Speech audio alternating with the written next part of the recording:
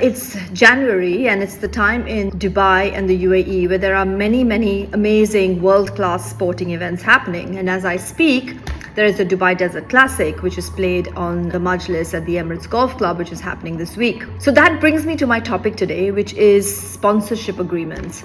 Obviously, having good sponsors and good sponsorship agreements really fuels sport because they bring money into sport and they bring sports marketing and branding, which brings a lot of value to sports. And the rights of both the sponsors and players is pretty significant and important in any sort of sporting context. Often I've acted for players in sponsorship agreements and I've looked at things to watch out for. And this also is sort of from the sponsor side as well, because as a sponsor you want to derive maximum value of any sponsorship agreement or sponsorship deal, and you want to obviously sometimes link performance to certain bonuses, or you might want to be in a situation where you have a barter with a particular player and you want to maybe have a right to terminate if, say, for example, the player doesn't perform. So there are two sides to the sponsorship story. But let me sort of summarize it in a few words and a few points. Number one would be clarity on the term of the sponsorship agreement, whether it can be renewed or whether it can't be renewed, and whether the renewal is contingent on any performance criteria, as I mentioned. The other thing is exclusivity. I find that sometimes a new or upcoming player may be so keen to sign a sponsorship deal that they sometimes forget that they might have a conflicting brand or two that has already approached them. And as a sponsor, I want to make sure that I get the most mileage out of a sponsorship deal, which can be quite expensive for me as a sponsor. So I want to make sure that a player does not have any other competing or directly sort of conflicting brands involved in their portfolio of brands. And then the other thing is obviously fee payments and how these are paid, whether they're ratcheted, whether they're annual, whether they're paid at a particular time, and what the player needs to do to get his fees. So for example, there might be a minimum number of appearances.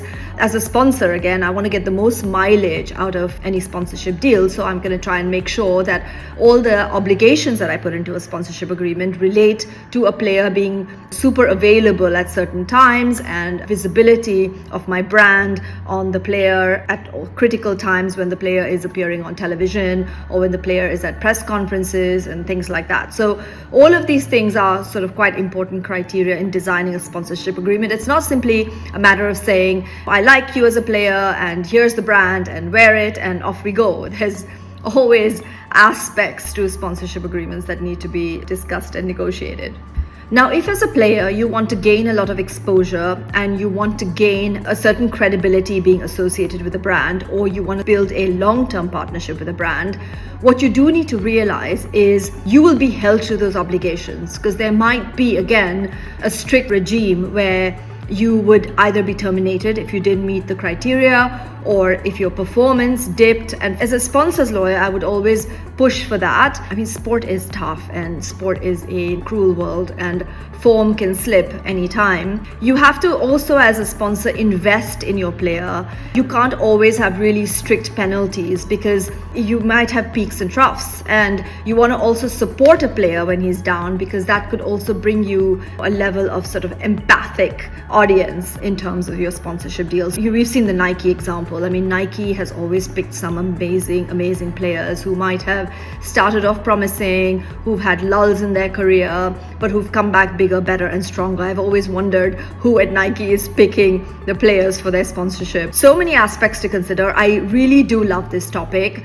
I have unfortunately had to deal with some agreements where players haven't been paid. Sponsors have reneged on their deal, which is really sad because the players do depend on that. And obviously sponsorships have been difficult in the recent years. Whilst there's no dearth of money in sports, sponsorships can be particularly difficult to negotiate. And sometimes in any sport, you find that the best players often don't get the best deals, and someone who might be in the right place at the right time can get a great deal and they may not be the best player. So unfortunately, that is how life unfolds. Sponsorships are very much a part of everyday life in the sporting world, and rights, owning your rights, exploiting your rights, and knowing what your rights are and what you as a player might own are also pretty important to understand and realize. So don't just take it for granted that you're going to get a very balanced sponsorship agreement if you're a player. And as a sponsor, you want to make sure your agreement's actually quite fair.